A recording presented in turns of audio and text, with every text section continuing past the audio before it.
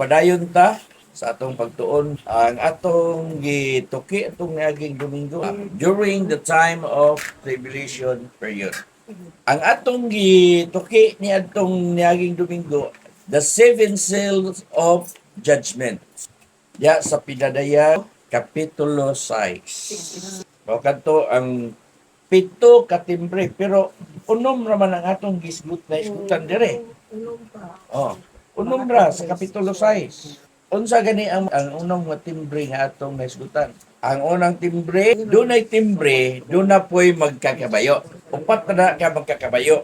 Pero nagdala sila og timbre o gitugutan sila sa paghatag sa mong timbre ngadto sa kalibutan. Matod pa rin, calamities on the opening of six seals. Dunay mga kalamidad nga mga paghitabo sa pagsugod sa unom katimbre. Pero dire, seven seals niya, pito katimbre ni. Kano unom raman ni Kapitulo 6. Hamang sumpayan ni. Ato na siyang hisgutan. Now I saw when the Lamb opened one of the seals, and I heard one of the four living creatures saying with a voice like thunder and see, come and see. Ang unang ni buklad, kinsa ang unang ni buklad sa silyo? Ang kordero. O pagbuklad sa ikaduhang timbre, nadungog ko ang ikaduhang buhing binuhat. Ang buhing binuhat, upat di sila kabuok. Sa matag buklad, ang buhing binuhat, maoy mo introduce. O sa pagbuklad niya sa ikaduhang timbre, og nakita ko og tan-awa ang usang kamaputi ni kabayo og ang nagakabayo nini may pana og kaniya gihatag ang usa ka purong-purong og siya milakaw og nagmadaogon og aron sa pagpadaog. Og sa pagbuklad niya sa ikaduhang timbre ay ikaduhang buhing binuhat nga nag-ingon, "O Marika, ug migula ang lain na usab nga kabayo nga mapula." Og ang nagkabayo niini gitugutan sa pagwagtang sa dinaytay gikan sa yuta. Nagisgot na diya siya og gubat. Og sa pagbuklad sa ikatulong buhing nga nagingon, "O Marika, og nakita ko og tan-awa ang usa ka maitom nga kabayo." Og ang nagkabayo niini may timbangan diha sa iyang kamot. Timbangan. Ang timbangan, paghisgot ta og timbangan, represent na siya up pair of balances. He measure out of men their daily portions of wheat and barley. Og nadungog ko nga daw usa ka tingog nga diha sa taliwala sa upat ka mga buhing binuhat nga nag-ingon, kinahanglan usa ka denaryo ang bilis sa usa ka litrong trigo. Dunay weight balance or timbangan. Tungod kay ang timbangan sa una, dapat gani na karon nag-exist. Butangan diri pikas og usa ka kilo. Tugbangan na sa diri pikas og usa ka kilo. Ang araw desto nga mo point dito sa zero. Ang hustisya, sign of justice. Unsa ang sign of justice? Libra. Scale na siya. Nagtimbang diha sa hustisya. Pinasikat sa hustisya. Hustisya is balance na siya, fair. Fair na siya nga pagpanghukom, patas. Which he measures out of men their daily portions of wheat and barley. This is the angel of famine. Amo kini ang manulunda nga nagdala sa kagutom. Black is the color of indicative of distress, misfortune, or mourning. Nagbangutan. It is a picture of bad times. Mao na ang ikatulo. Ang ikaapat, pale horse, luspad, or puti. O sa pagbuklad sa ikaapat nga timbre, nadungog ko ang tingog sa ikaapat nga buhing binuhat, nga nag-ingon, "O Marika, og nakita ko og tan-awa ang usa ka maluspad nga kabayo, og nagkabayo niini ginganlag kamatayon.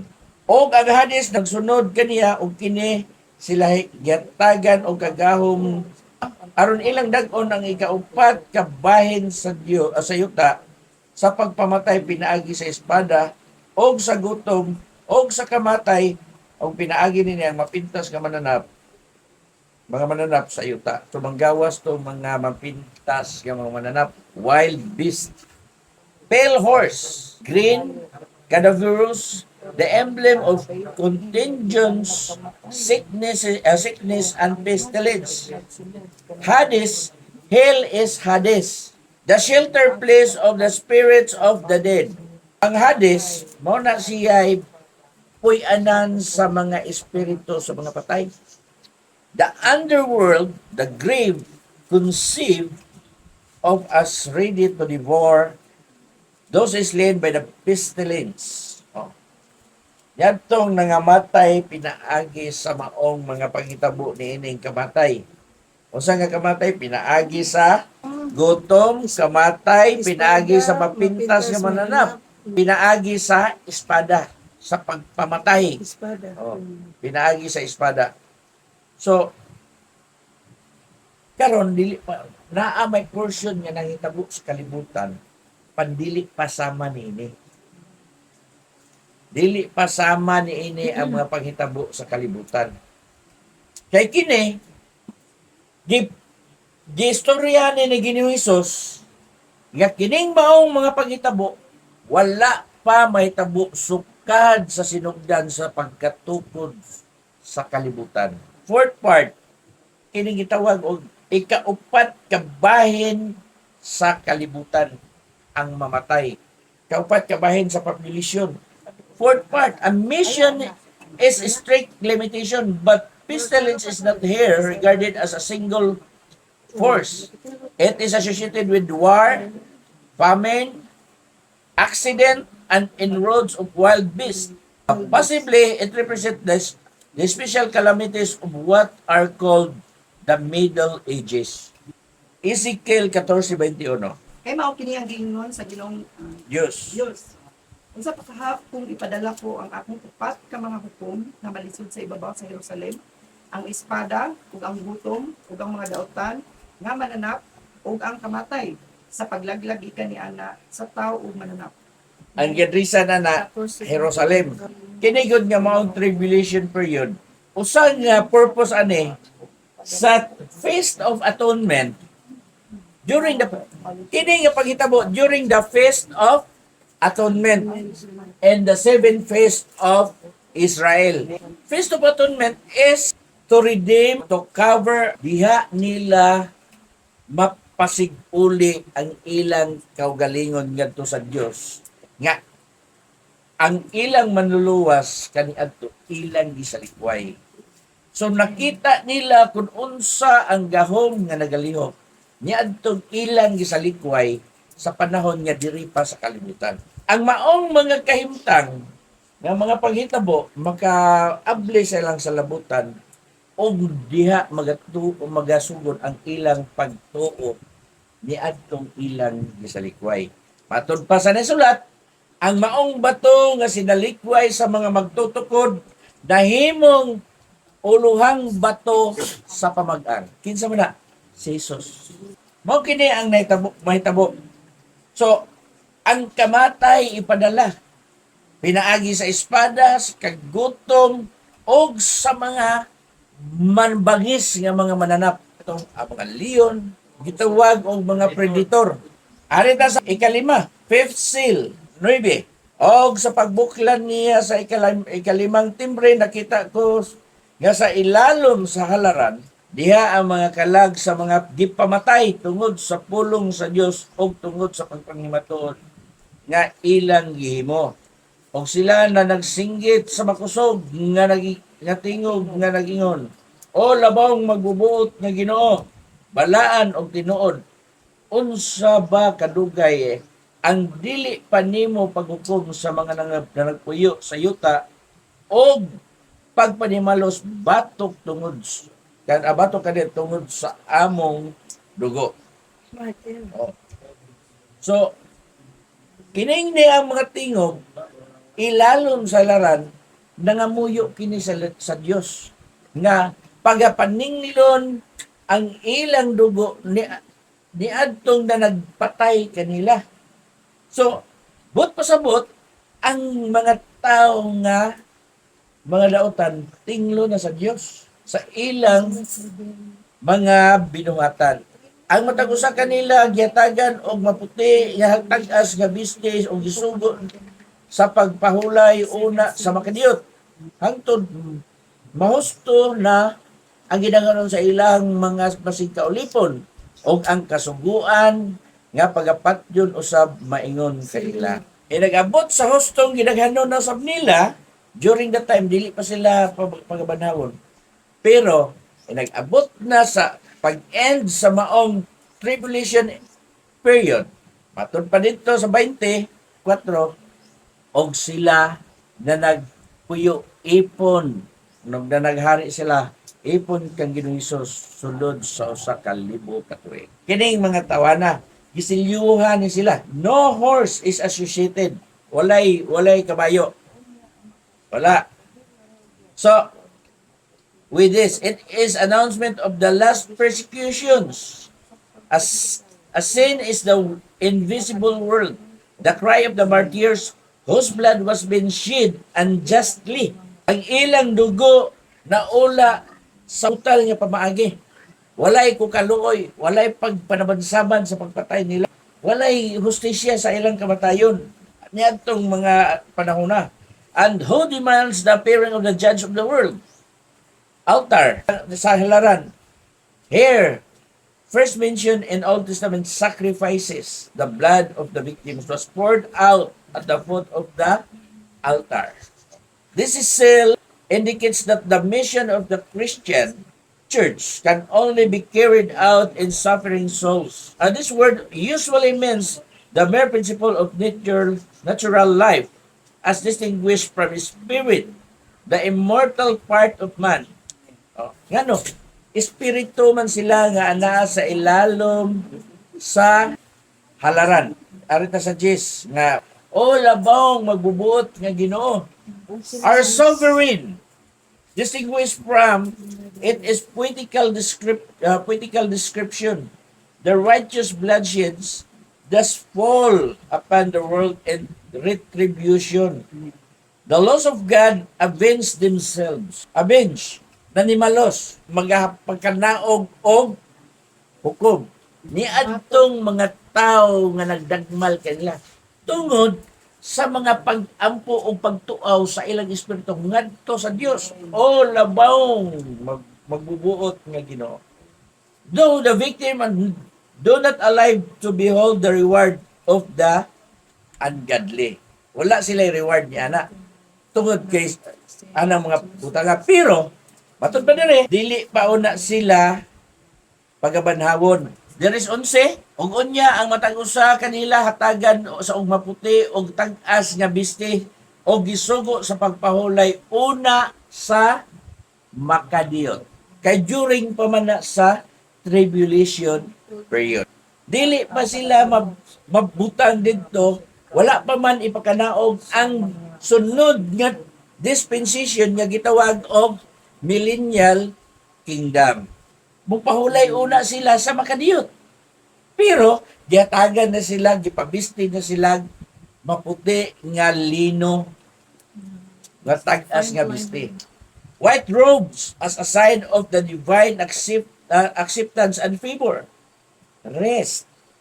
There was need for checking and the impatience of the age for our Lord's immediate return. Anha pa sila magulat sa pagbalik sa Dios. Sa 12, o sa pagbuklad sa ikaunom nga timbre. Mitanaw ako og aniya karon, miabot ang usa ka dakong linog og ang adlaw nahimong maitom. Ingog panapton nga hinimog maitom nga balhibo. Ang tibuok nga bulan mihimong dugo og ang mga bituon sa langit na nga tagak sa yuta maingon sa pagpangatagak sa mga bungang luyat sa kahoyng igira. Sa theory is because of gravity, dili sila mahulog. So, gikuha nilang gravity sa Ginoo, sa pagpugong nila, nangapuwak ang mga bituon. Pinagi sa gahom na sa Dios. O ang mga bituon nga tagay, bungang luyat sa kahoyng igira o sa diha sa kusog-kusog na kini, sa magkusog na hangin.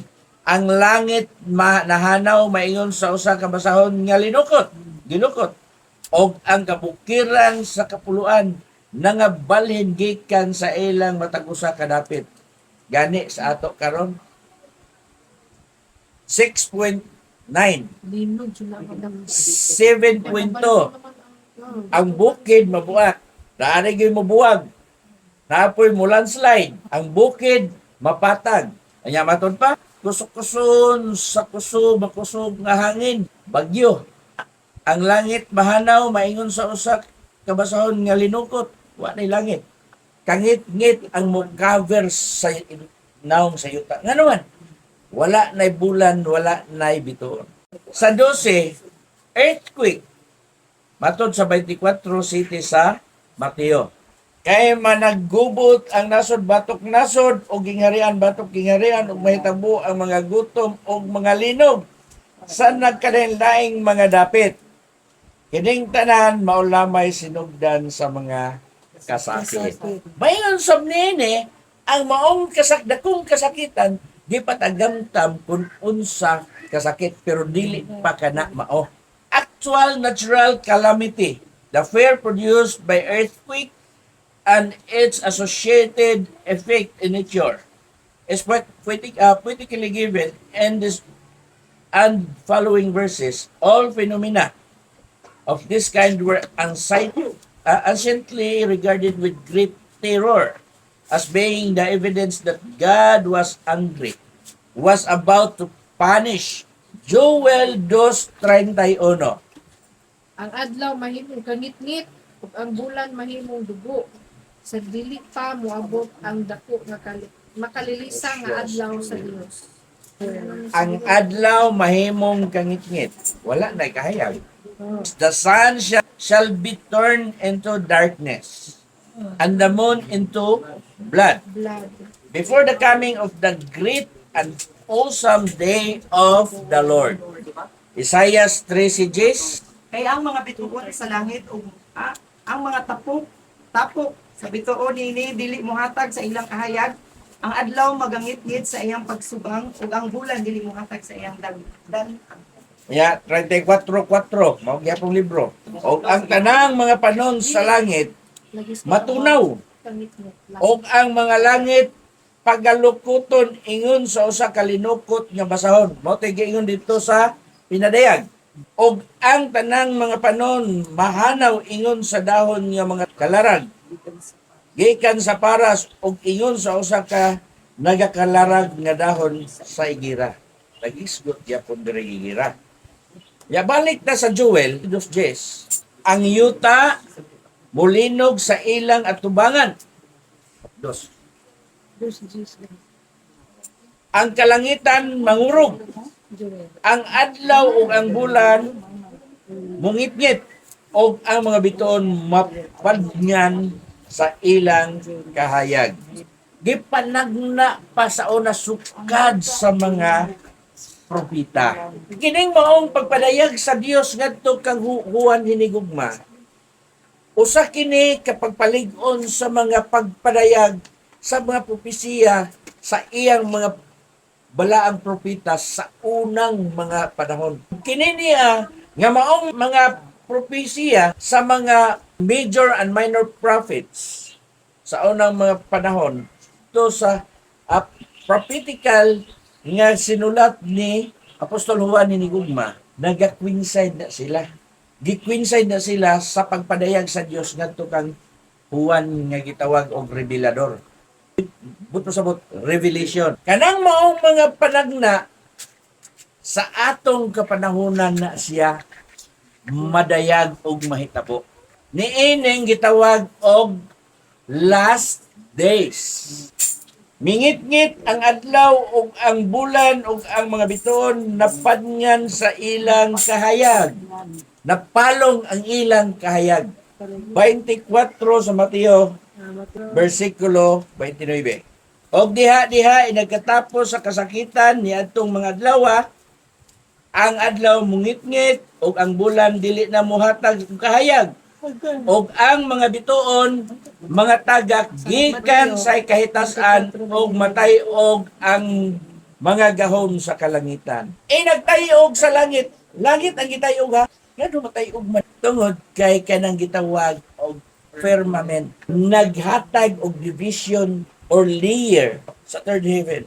Nga gitawag sa uban og outer space. Ba man gyud klaro nga outer space. Kung ang firmament tayugon sa Dios, mga puwat ang tanang naka sa ibabaw. Dili imposible nga mahitabo tungod kay ang gahom sa Dios mooy magganiyo niya na. Nature nga ang kalibutan, ang earth is flat. Ang firmament mooy naghatag og circle niya na. Mga panghitabo niya na sa dili pa mo balik ang Ginoo. 14. Pinadiyag, size 14. Ang langit mahanaw, maingon sa usa ka basaw nilukot. Winside sila sa itong gibasa sa Joel, Isaias, o sa Mateo. Pero managlahi na sila panahon. Lagyo na kay sila og distance sa katuigan. Pero manag-usa ra sila og mga panagna. Bisan sa pagpasidaan ni Ginoong Hesus, managsama ra sila. So, 14, og ang langit mahanaw maingon sa usa ka basahon nga nilukot. Gilukot. Og ang tanang kabukiran og kapuluan mga balhin gikan sa ilang matag usa kadapit. Og unya ang mga hari sa yuta og ang mga kadagkuan og ang mga general og ang mga dato og ang mga kusgan og ang matag usa ulipon og tawong gawas bitago sa mga langob. Wala na special treatment niini. Gikan sa mga kusgan, mga rangguhan, mga taong dato, pobre o mga taong gawas, walay pili nanganlisang o nanago na sila. Sa mga langob, o sa mga pangpang sa kabukiran, o ang nanag-ingon ngadto sa kabukiran, o kapangpangan, tumpagi kami o tabuni kami gikan sa nawong sa nagalingkod sa trono o gikan sa kapungot sa kordero. Kay nahiabot na ang dakong adlaw sa ilang kapungot. O kinsabay arang makabangbang ini. Balay makabangbang. So hain man ang ika-pito katimbre. Ang ika-pito katimbre sa chapter 8. Basa uno. O sa giabrihan sa kordero ang ikapitong timbre, dihay kahilom sa langit sulod sa may tunga sa takna. Unya nakita ko ang pito ka mga manulunda nga nagpintog sa tubangan sa Dios. Ug sila gihatagan og pito ka mga trompeta. Ug usa pa kalaing manulunda nitungha ug sa atubangan sa halaran. Mitindog siya nga nagbitbit og insensaryo nga bulawan. Ug gihatagan siya daghang insenso aron nga diha sa bulawang halaran at bang sa trono. Kini iyang isagol uban sa mga pag-ampo sa mga balaan ug gikan sa kamot sa manulunda nga diha sa atubangan sa Dios. Ang aso sa insenso misulbong uban sa mga pag-ampo sa mga balaan. Unya ang insensaryo gikuha sa manulunda ug gipuno niyag kalayo gikan sa halaran. Ug kini iyang gilabog ngadto sa yuta ug dihay midason nga mga paglipak sa dalugdog nga makusog mga makusog nga dahunog, mga pangidlap sa kilat ug Mo bitang basahon niya imong i-picture out murag drama ban men. Murag mythical nga description. Di gyud na siya met. Tinuod yun na siya nga mga panghitabo nga may tabo dinhi sa yuta. Ang insensaryo o insinso managlahi na siya.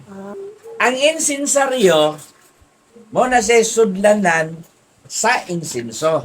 Og unya ang insensaryo gikuha sa manulunda og gipuno niyag kalayo. Dili na ang insinso mo gibutang ang kalayo na. Gikan sa halaran. Kaya ang halaran na manay kalayo kay adto man na siya maghala dito. Kaya ang mga halad dito pagasunugon man ang insinso. O kini iyang gilabog ngadto sa yuta, bot pa sa bot, tuad dito sa ibabaw.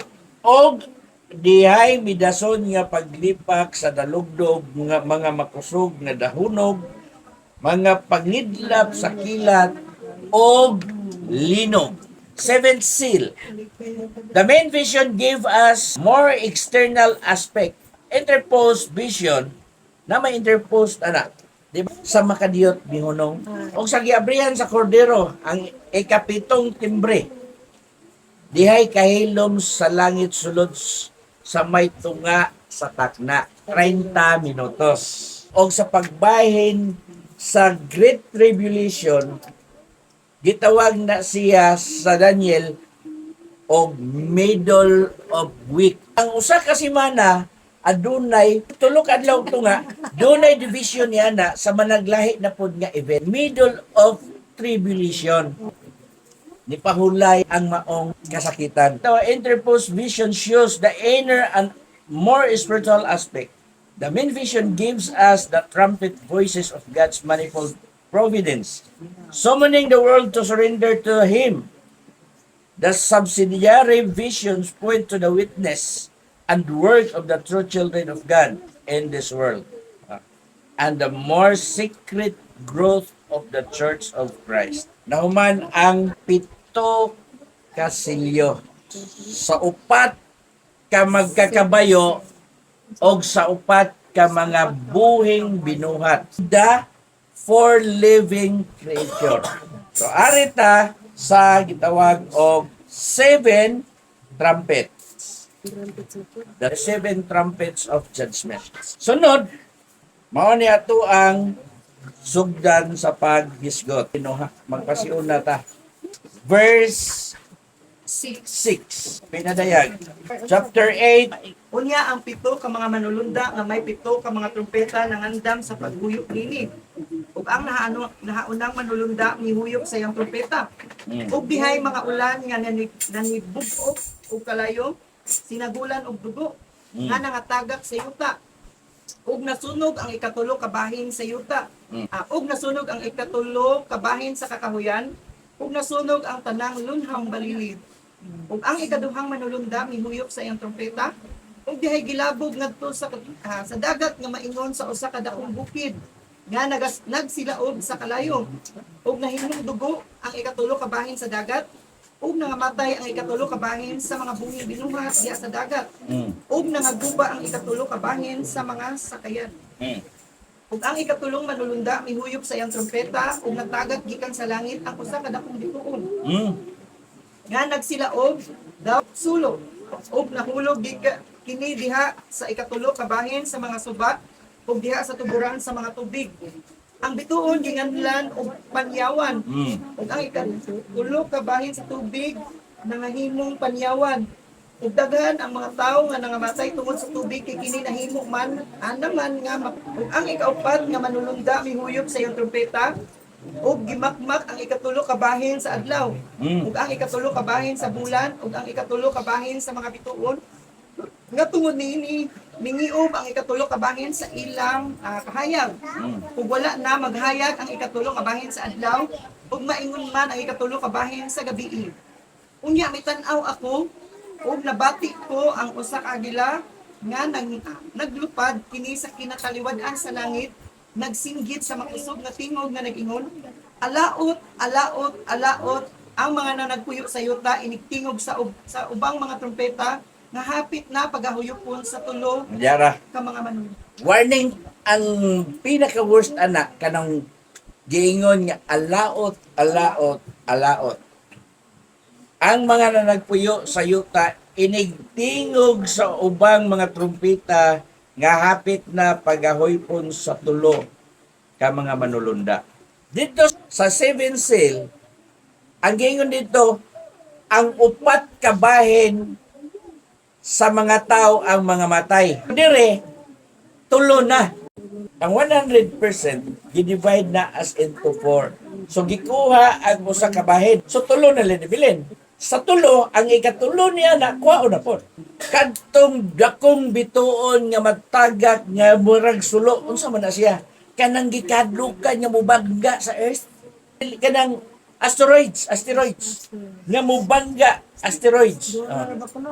Doon na nga mubangga sa kalibutan sa earth.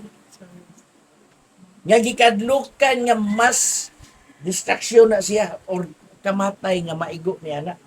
mao na gikadlukan sa mga scientist. Nga ang impact niya na inagbangga sa kalibutan, tayog tibok kalibutan, ang maigo niya na, mulinog man na. Unya, adto man na siya moabot dito sa tubig, mubanggas tubig. So ang tubig, gitawag na siya og panyawan kana nga maong bituon. Nga ang panyawan sa atong kanon nga panyawan ani pait na siya. Kana pasiuna na siya para sa ato ang pagatun-an karong sunod.